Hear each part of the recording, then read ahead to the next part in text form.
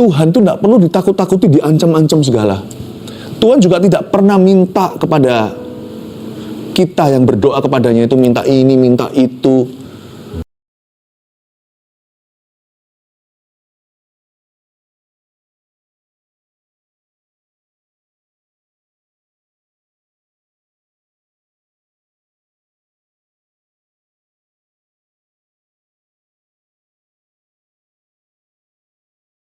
Kami tahu jalur doa di dalam nama Yesus selalu didengar oleh Allah Bapa. Bersyukur kepadamu bahwa kami tidak pernah dibiarkan sebagai yatim piatu di atas muka bumi ini. Roh Kudus-Mu adalah roh doa di dalam diri kami. Ajari kami berdoa seperti murid-murid Yesus. Minta pada gurunya. Kami minta pada Tuhan yang sama. Teach us how to pray. Ajari kami untuk berdoa. Berdoa Tuhan. Agar kami mengalami terobosan-terobosan yang datangnya dari Kristus. Terima kasih Roh Kudus. Tuntun kami, sembunyikan hamba terus di balik salib Yesus. Dalam nama Yesus kami berdoa. Amin. Puji Tuhan. Saya anggap sesi saat teduh bersama hari ini sebagai suatu wujud pemuritan. Dalam hal memuridkan anak-anak Tuhan, salah satu hal yang terpenting untuk kita ajarkan adalah yang Yesus ajarkan kepada murid-muridnya, yaitu hal berdoa. Kalau kita bisa berdoa, berarti kita nggak punya, bukan berarti kita, itu berarti kita nggak hanya diberikan ikan, tapi kita diberikan pancingnya. Waktu kita mempraktekkan hidup doa dengan benar di hadapan Tuhan, ada kuasa dalam hidup kita ini. Karena itu, saya punya satu keyakinan yang saya mau bagikan. That everyone can pray. Setiap orang, tidak peduli latar belakangnya. Siapa bilang hanya mereka yang sekolah teologi atau sekolah Alkitab. Semua kita ini adalah putra-putri kerajaan Allah. Asal kita percaya Yesus, kita bisa berdoa pakai namanya. Setiap orang bisa berdoa, sekalipun mungkin kita merasa kita nggak fasih lidah atau kurang kenal Tuhan, dan kita nggak tahu banyak tentang Alkitab. Tapi kalau hatimu haus untuk merapat, untuk mendekat, Roh Kudus pasti akan bantu. Roh Tuhan itu selalu membantu kita dalam kelemahan ketika kita nggak tahu bagaimana harus berdoa. Dia yang tuntun kita, dia yang ajari. Mari, lewat saat teduh bersama hari ini, lewat lidah bibir saya juga, Tuhan akan ajari kita bagaimana sembahyang. Bagaimana berdoa dengan betul, doa yang sungguh-sungguh mumbul, yang sungguh-sungguh sampai ke tahta yang maha kuasa itu seperti apa? Yang pasti, hanya di dalam nama Yesus. Berdoa itu hanya kepada Tuhan. Tidak boleh kepada manusia, tidak boleh kepada siapapun juga. Jangan pada malaikat-malaikat. Nanti malah kenanya malaikat yang nggak benar, malaikat jatuh, kita akan ditipu, banyak tipu muslihat di alam roh itu. Karena kita ini daging dan darah. Kalau kita nggak percaya firman sebagai guideline, sebagai pelita bagi kaki, terang bagi jalan, firman ini kan tuntunan atau bimbingan yang betul. Pasti kita tersesat nanti dalam alam doa. Jangan-jangan bukan ketemu Tuhan, malah kita ketemu setan. Tapi ada hal-hal praktis yang saya mau ajarkan, makanya saya kasih judul pelajaran sederhana tentang doa. Yesus memberi sebuah perumpamaan di Lukas pasal 18 ayat 1-8 saya bacakan. Perumpamaan tentang hakim yang tidak benar ya. Yesus mengatakan suatu perumpamaan kepada mereka untuk menegaskan bahwa mereka harus selalu berdoa dengan tidak jemu-jemu. Ayat 1 saya jelaskan dulu. Yesus, Tuhan kita itu suka pakai perumpamaan agar supaya lebih mudah dimengerti, agar kita punya perbandingan. Dan Yesus ingin mengajarkan sesuatu tentang doa dan kuasa doa lewat sebuah perumpamaan tentang seorang hakim yang nggak benar. Ada satu hakim yang korupsi lah ceritanya. Ada seorang hakim yang harusnya membela justice atau keadilan bangsa.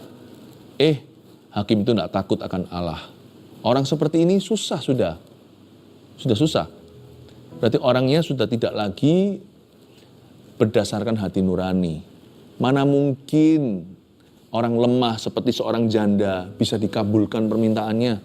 Nggak punya duit lagi. Coba ya, Yesus pakai perumpamaan ini dari awal langsung kelihatan. Suatu situasi yang putus asa untuk berdoa. Jikalau wanita itu, janda itu nanti akan memohon pada hakim itu situasi yang mustahil. Hakim itu nggak mungkin dengar janda itu tidak punya harta. Hakim itu tidak mungkin tergerak. Tuhan itu dalam perumpamaan ini membandingkan dirinya sebagai hakim yang hidup dan mati. Dia pakai perumpamaan yang begitu buruk sebenarnya, menyamakan dirinya seperti seorang hakim yang lalim. Tuhan mau memberitahu kepada kita bahwa berdoa pada Tuhan itu enggak seperti itu. Tuhan itu bukan hakim yang jahat. Tuhan itu hakim yang baik. Malahan Tuhan nggak bisa dibeli. Tuhan itu maha kasih. Dan Tuhan itu menguji ketulusan hati. Kalau janda ini nggak boleh putus asa, apalagi kita dalam doa. Saya bacakan dulu ya. Yesus mengatakan suatu perumpamaan kepada mereka untuk menegaskan bahwa mereka harus selalu berdoa dengan tidak jemu-jemu. Katanya, dalam sebuah kota ada seorang hakim yang tidak takut akan Allah dan tidak menghormati siapa-siapa, seorang pun juga. Dan di kota itu ada seorang janda yang selalu datang kepada hakim itu dan berkata, belalah aku terhadap lawanku. Saya ingin ngomong gini sama janda itu, good luck. Ini hakim gak bener, gak mungkin bela kamu. Tapi tunggu dulu, perumpamaan belum berhenti, ayat 4 sekarang. Beberapa waktu lamanya, hakim itu menolak, ya kan? Sesuai dengan dugaan. Tetapi kemudian hakim itu berkata dalam hatinya, walaupun aku tidak takut akan Allah. Nih, hakimnya ngaku nih, kalau dia itu tidak takut sama Tuhan. Dan tidak menghormati seorang pun, dia nggak peduli mau janda itu hidup atau mati. Karena hakim ini tidak punya kasih. Tapi coba lihat ayat 5. Namun karena janda ini menyusahkan saya, kata hakim itu, baiklah aku membenarkan dia. Saya kabulkan aja, supaya jangan terus saja nanti ia datang dan akhirnya menyerang aku. Karena wanita ini bertekad bulat, kalau aku lawan dia, orang seperti janda seperti ini, tidak punya apa-apa lagi, nothing tulus. Dia nggak takut siapa-siapa. Orang kalau punya harta kan takut nanti hartanya diambil. Orang punya nama takut dicoreng namanya. Janda ini nggak takut apa-apa. Dia sudah kehilangan segala-galanya. Saya nggak tahu masalah apa yang dia alami. Sampai dia ngotot begitu. Tolong bela aku. Siapa tahu ya. Zaman-zaman itu ya. Zaman-zaman bukan seperti hari ini. Siapa tahu anaknya sudah diambil sama penagih hutang untuk dijadikan budak. Zaman itu kan belum ada human rights seperti hari ini atau hak asasi manusia seperti zaman modern. Zaman dulu masih zaman perbudakan. Meskipun ini perumpamaan bukan true story, tapi Yesus coba menunjukkan situasi yang gawat darurat. Wanita ini pasti mengalami suatu kebutuhan yang sangat nyata. Dalam perumpamaan ini, perempuan ini sudah berada di titik terendah. Dan hakim ini nggak peduli dia. Tapi hakim ini bisa dihinggapi rasa takut. Jikalau nuraninya tidak main, kalau dia tidak punya kasih, dia masih ada rasa takut, dia khawatir. Ini perempuan nanti serang saya gimana ya? Bukan serangan fisik mungkin. Mungkin perempuan itu nanti akan beritahu sama semua, hakim ini lalim. Masa aku diabaikan gitu? Dia takut nanti khalayak ramai memihak kepada sang janda. Nanti hakim itu tercoreng namanya, bahkan bisa kehilangan jabatannya. Hakim ini termotivasi dengan perkara-perkara negatif untuk mengabulkan doa. Tuhan itu tidak perlu ditakut-takuti, diancam-ancam segala. Tuhan juga tidak pernah minta kepada kita yang berdoa kepadanya itu minta ini, minta itu. Kasih aku ini dulu, kasih aku persembahan ini dulu. Kamu harus kasih aku itu. Suruh kita lakukan ini, lakukan itu. Tuhan kalau jawab doa itu, berdasarkan hati nuraninya, berdasarkan belas kasihnya. Tuhan kalau jawab doa itu karena dia kasih dan kasihan sama kita. Tuhan kalau menjawab doa itu karena dia memang adil sifatnya. Gak ada yang bisa dorong-dorong dia, paksa-paksa. Tuhan kalau menjawab doa kita, itu karena memang dia adalah Allah. Kalau Tuhan mengabulkan doa kita itu, karena dia memang mau mengabulkannya. Tuhan bandingkan dirinya dengan hakim ini dalam perumpamaan. Hakim kayak gitu aja bisa kepepet, terjepit sampai terpaksa mengabulkan. Tuhan berkata, masa aku selalim itu? Kenapa kamu tidak percaya aku bisa mengabulkan doamu? Masa tidak yakin akan karakterku? Kalau Tuhan menjawab dan mengabulkan itu karena karakternya, karena dia setia. Karena dia baik, dia baik. God is good. Dia adalah hakim yang baik. Allah yang baik pula. Kata Tuhan, camkanlah apa yang dikatakan hakim yang lalim itu. Tidakkah Allah akan membenarkan orang-orang pilihannya yang siang malam berseru kepadanya? Dan adakah ia mengulur-ngulur waktu sebelum menolong mereka? Aku berkata kepadamu, Ia akan segera membenarkan mereka.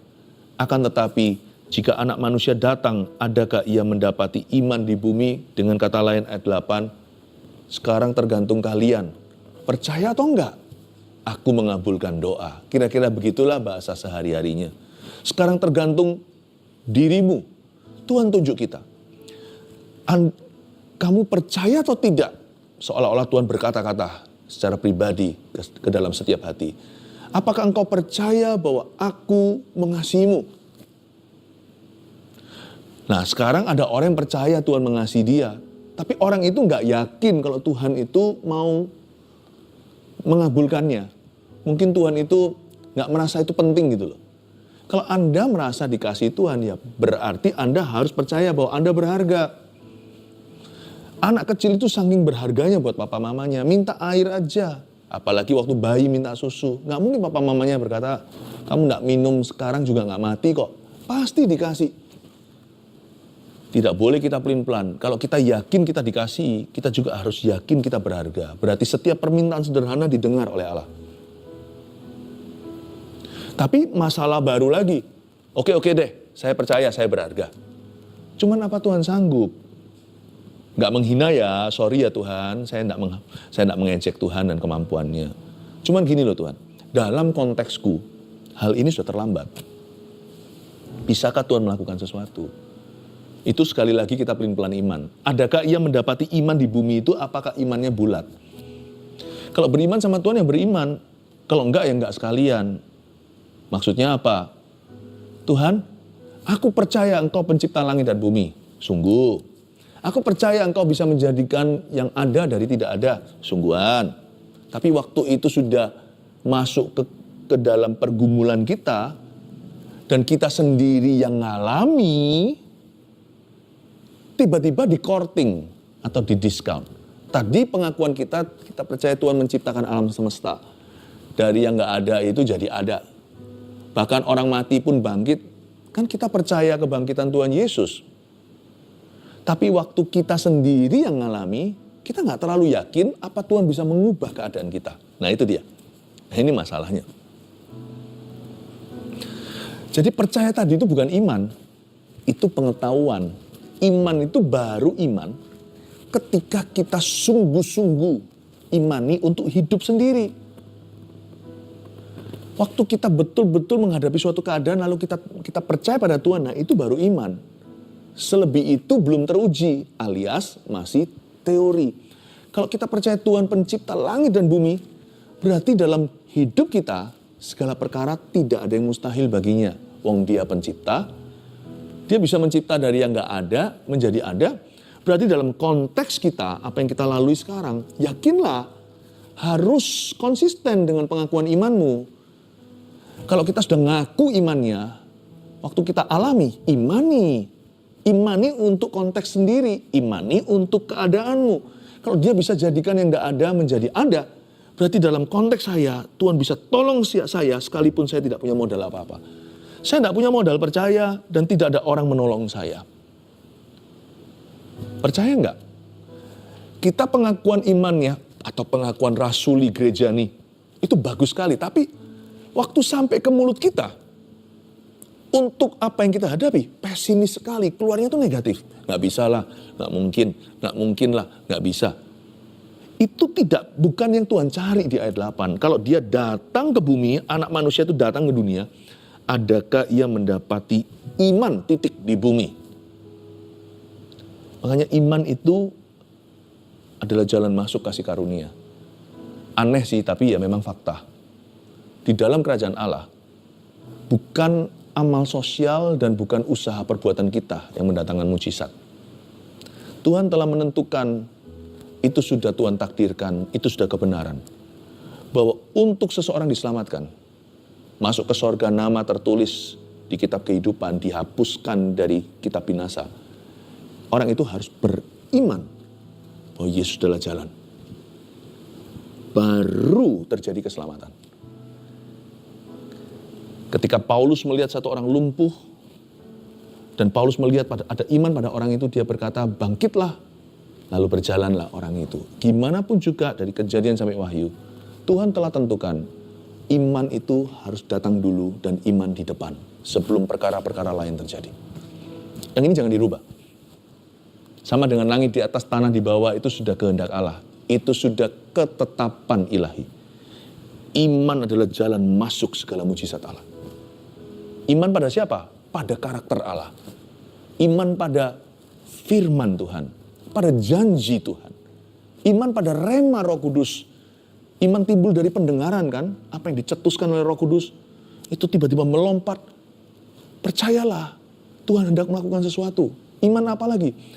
Iman adalah pengakuan juga. Pegang erat pada pengakuan imanmu. Jangan kompromi.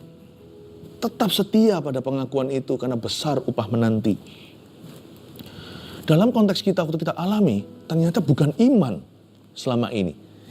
Bagi kita tidak lebih daripada head knowledge atau pengetahuan kepala saja. Karena itu kalau kita percaya Yesus pencipta, percayalah dia bisa menolongmu. Kalau kita percaya Yesus bisa mengadakan yang ada dari tidak ada, berarti Tuhan bisa membantu Anda sekalipun tidak seorang pun mengulurkan tangan. Sekalipun Anda tidak punya fondasi landasan untuk percaya.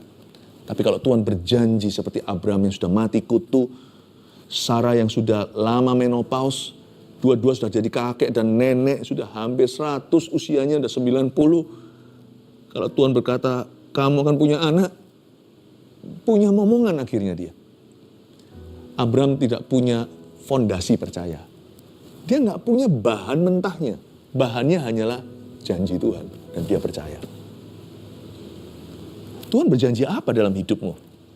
Jangan samakan dengan Abraham. Karena Abraham, kita ini keturunan Abraham. Tapi masing-masing punya iman, masing-masing punya pergumulan beda-beda. Masing-masing punya janji Tuhan sendiri-sendiri. Nah sekarang pertanyaannya, Tuhan pernah bicara apa di hidupmu? Sudahkah Anda lupakan, masukkan disorokan hanya karena belum terjadi. Abraham tunggu 25 tahun. Semoga Anda tidak menunggu selama itu untuk suatu janji. Tetapi Abraham, bapak iman kita, membuktikan 25 tahun pun Tuhan sama sekali tidak pernah melupakan janji yang keluar dari mulutnya. Kalau memang perlu tunggu ya ditunggulah. Tapi jangan pernah kompromi pengakuan kita, lalu kita tarik kembali. Kalau anak manusia datang adakah ia mendapati iman di bumi? Apakah dia mendapati iman? Sekarang saya jelaskan bagaimana iman ini bisa berkembang dan bertumbuh lewat doa, oke? Ayat 1, lalu saya kasih poin-poin seperti biasanya. Yesus mengatakan suatu perumpamaan kepada mereka untuk menegaskan bahwa mereka harus selalu berdoa dengan tidak jemu-jemu. Katakan harus selalu berdoa. Harus selalu berdoa. Dengan tidak jemu-jemu. Katakan dengan tidak jemu-jemu.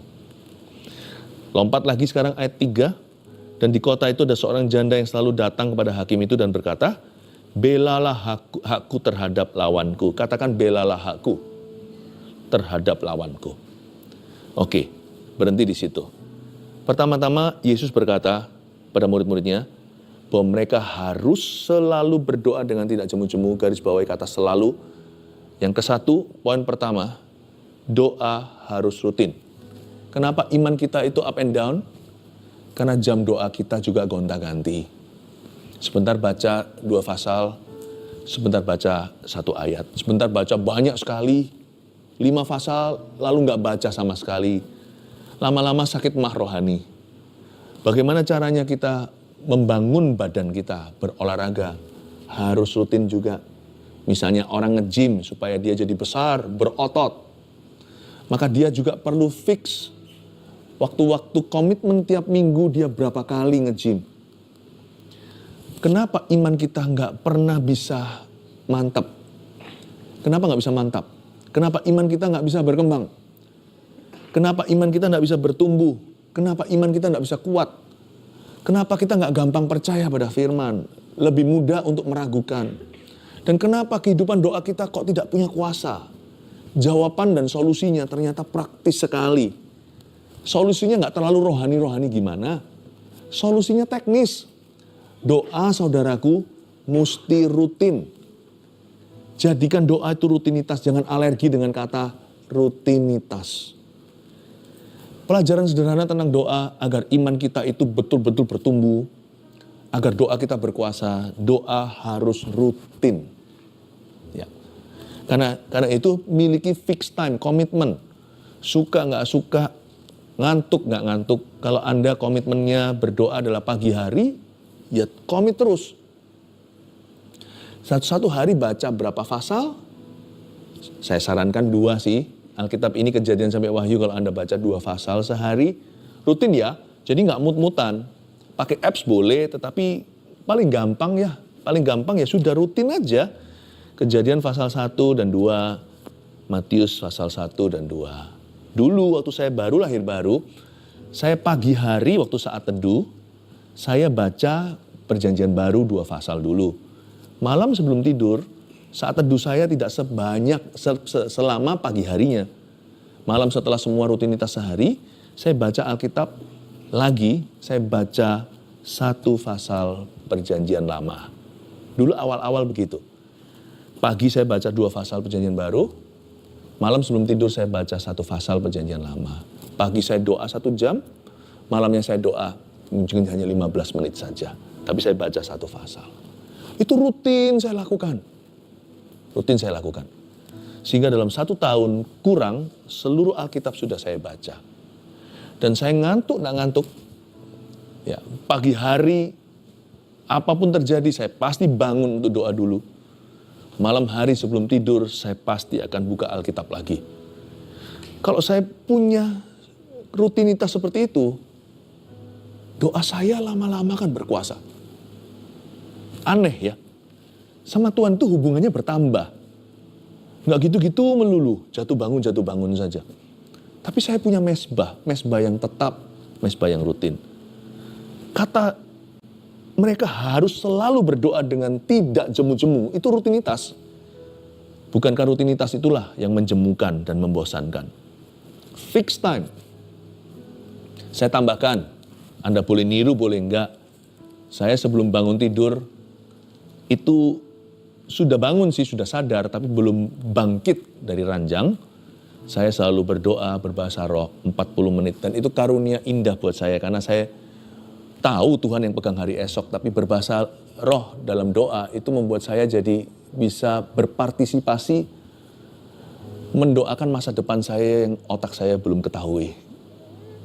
Seperti ada spirit antisipasi di dalam diri saya. Seperti saya mau dibawa Tuhan kepada sesuatu yang saya tidak tahu, tapi tuntunanmu ya Roh Kudus tidak akan terlambat datang. Jadi saya berdoa, karena saya orangnya kalau sudah bangun dari ranjang, rasanya sudah tergesa-gesa. Saya ini orangnya gampang sekali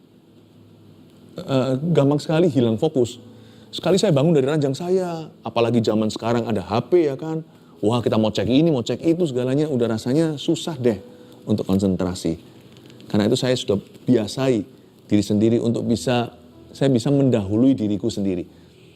Yaitu sebelum saya panik setiap hari, saya tenang dulu, mumpung badan saya masih berbaring di ranjang.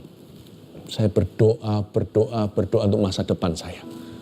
Dalam bahasa lidah yang tidak saya ketahui artinya. Itu rutin loh, saya lakukan itu. Sehingga hari ini sudah puluhan tahun saya kenal Tuhan. Itu saja yang saya lakukan tiap hari. Kedua, kan di sini si janda itu berkata, belalah aku terhadap lawanku. Saya hanya bayangkan aja, dia pasti permintaannya nggak asal-asalan. Buktinya, sang hakim tahu kok. Sang hakim tahu bagaimana caranya mengabulkan wanita itu. Karena itu yang kedua, saya tambahkan, doa harus spesifik. Doa mesti spesifik. Yang membedakan doa makan dengan doa syafaat adalah detil-detilnya. Kalau doa makan kita bisa berdoa luas sekali kan, terima kasih Tuhan, bla bla bla. Bahkan kalau perlu kita doa sana sini, doakan misionaris, orang-orang yang sedang kesusahan, ya silakan. Tapi kan kita tidak sebut nama. Tapi doa syafaat tidak bisa begitu. Doakan untuk misionaris seluruh dunia. Anda. Kalau Anda kenal seseorang, dia sekarang berada di ladang pelayanan, di ladang misi. Mungkin tidak sampai Afrika, mungkin hanya di luar kota. Atau merintis pelayanan baru. Sebut namanya, aku berdoa untuk pastor ini. Itu yang membuat syafaat beda dengan doa makan atau doa pada umumnya. Doa mesti spesifik, saudara. Buktinya, wanita ini secara jelas memberitahukan pada hakim itu dia maunya apa. Meskipun tidak tertera dalam perumpamaan ini, buktinya hakim itu tahu kok bagaimana harus membela haknya. Berarti hakim itu tahu siapa yang harus dia hukum, haknya apa yang harus dikembalikan. Perempuan ini bagaimana cara keputusan hakim itu apa untuk bisa membantu dia. Hakim itu tahu jelas. Berarti perempuan tersebut tidak spare the details. Dia nggak simpan detil-detilnya. Kalau doa itu mesti spesifik berdoa. Ya Tuhan, aku minta ini. Karena doa itu spesifik, saya selalu taruh di penghujung jam doa saya. Untuk segala permintaan permohonan. Saya selalu memulainya seperti saat duduk bersama ini patronnya persis begini. Selalu saya memulai dengan memuji dan menyembah. Karena saya bisa main gitar, jadi saya main gitar dan nyanyi. Atau kadang-kadang kalau ada instrumen, ya sudah saya nyanyi tanpa musik. Atau kalau bisa zaman dulu pakai kaset, sekarang bisa pakai bluetooth. Sekarang bisa pakai apps. Kita nyanyi ikut menyembah seperti ini, seperti saat duduk bersama. Lalu saya baca Alkitab dulu, saya renungkan. Supaya apa? Supaya nanti permintaan saya nggak ngawur. Saya minta diinspirasi dulu hati saya oleh firman. Sehingga hatiku itu sudah ada firman. Bukankah Yesus berkata, kalau firmanku ada di dalam dirimu, kamu dalam firmanku. Mintalah apa saja kan. Kok berani ya Yesus kasih cek kosong begitu ya? Di Yohanes 15. Kalau firman ada di dalam dirimu, kamu dalam firmanku, minta apa saja. Dalam nama aku akan dikabulkan. Kok berani ya? Yesus tidak ngawur. Cek kosong diberikan secara penuh pertanggungjawaban. Yesus berkata, jikalau firman di dalam kamu dulu. Kalau firman dalam diri kita nggak mungkin minta istri orang lain, suami orang lain. Hati kita pasti dibersihkan, tidak akan kita minta sesuatu berdasarkan iri hati atau cemburu. Lihat orang lain punya, kok saya tidak memilikinya. Nggak mungkin. Makanya itu saya taruh permohonan permintaan itu di belakang.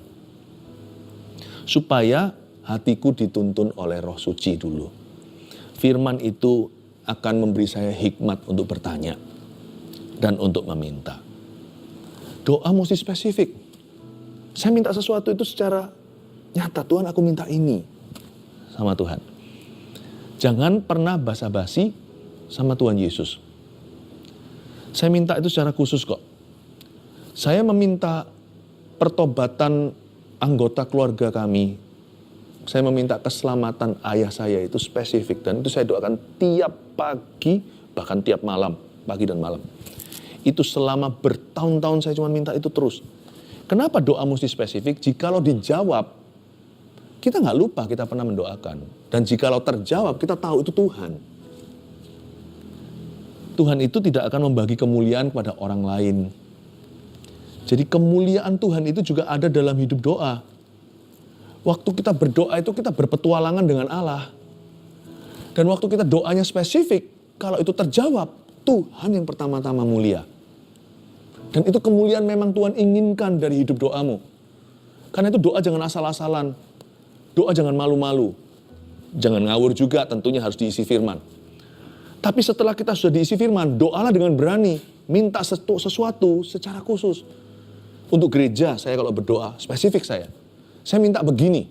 Saya masih ingat kok sebelum gereja sekarang, GMS yang kita kenal hari ini. Saya spesifik minta sama Tuhan. Saya minta sesuatu yang fungsional begitu. Bisa muat berapa jemaat supaya kita bisa beribadah sama-sama itu longgar. Dikasih loh sama Tuhan. Kasih sama Tuhan. Ketika saya minta sama Tuhan, ketika terbeban satu kota, saya berdoa Tuhan supaya nanti suatu hari berdiri sebuah gereja yang bisa menggembalakan orang-orang muda di sana. Diberikan oleh Tuhan. Bahkan saya mintanya juga spesifik, detail juga. Saya minta tahun sekian akan berdiri di sana. Tapi Pastor Philip minta gitu nggak takut kalau nggak dikabulkan? Nggak takut kecewa? Enggak. Mending saya kecewa daripada bla bla bla dalam doa. Sungguhan. Mending saya kecewa. Karena kalau saya sampai tidak mendapatkan jawaban doa seperti yang saya harapkan, saya belajar sabar. Jadi sebenarnya saya nggak merugi. Kalau doa saya itu detil sekali. 3. Lihat wanita itu ya.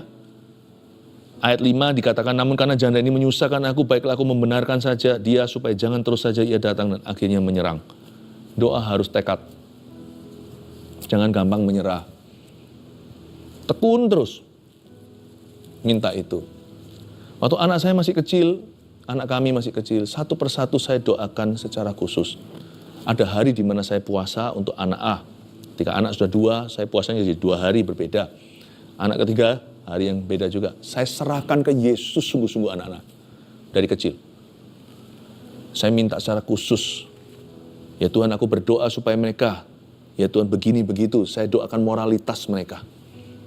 Saya doakan sungguh-sungguh, saya doakan pelayanan mereka bahwa mereka akan tertanam.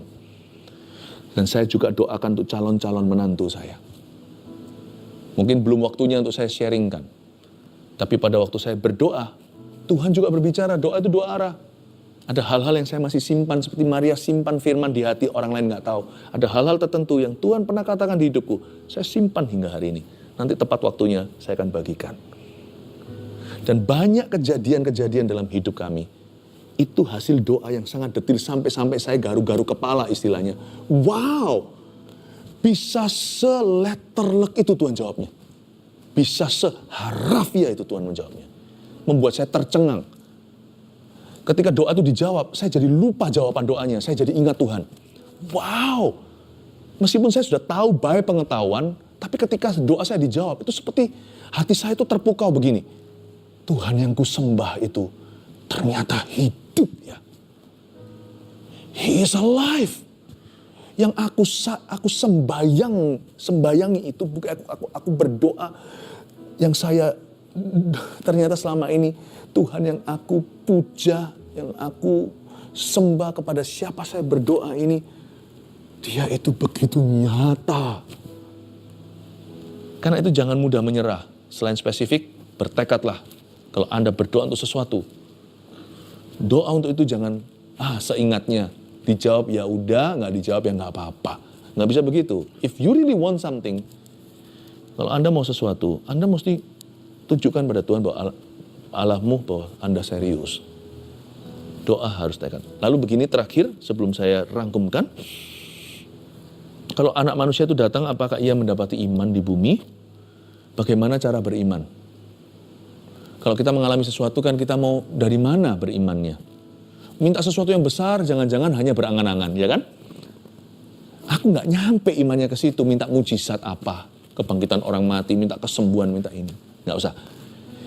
Anda kalau berdoa, itu jangan tunggu punya imannya dulu, terus baru doa. Waktu Anda berdoa, tanpa Anda sadari, Anda sudah memulai perjalanan iman Anda, dan imannya mulai bertumbuh. Awal mula permintaan kita mungkin kecil dan sesuatu yang lebih nyampe dengan iman kita. Misalnya saya menghadapi suatu suasana yang keruh sekali, saya nggak tahu mau minta mujizat keluar dari masalah ini, atau saya minta mujizat pembelaan Tuhan hingga musuh saya dikalahkan, atau minta penyertaan Tuhan secara ajaib, apa tanda. Kalau saya nggak tahu, jangan kita itu latah lalu sembarang minta. Tunggu dulu, 15 menit dalam hadirat Allah, nanti Anda lebih ngerti bagaimana meminta. Jadi yang biasanya saya lakukan adalah permintaan spesifik yang saya berikan, yang saya panjatkan. Biasanya begini, Tuhan, aku nggak tahu mau minta dari mana, atau persisnya lebih baik apa yang harus ku minta. Maka saya minta hikmat. Karena ini permintaan yang tidak pernah ditolak. Yakobus pasal 1. Aku minta hikmat Tuhan. Lalu saya minta satu hal ini, selalu nyusul. Aku minta agar hatiku bisa bersyukur dalam keadaan ini. Dan hamba-Mu memohon agar Kau memberiku mata iman untuk melihat rancangan Tuhan di dalamnya. Saya spesifik loh, saya minta hati yang gak mengeluh, mulut yang gak ngomel. Dan saya minta hati yang gak kalah. Pokoknya dalam konteks ini saya harus melihat positifnya dari Tuhan apa ketika saya menghadapi ini. Tolong Tuhan, saya belum minta mujizat, belum minta berkat, belum minta solusi. Tapi aku minta hikmat, aku minta hati yang tabah, dan saya bisa melihat rancangan Tuhan di dalamnya.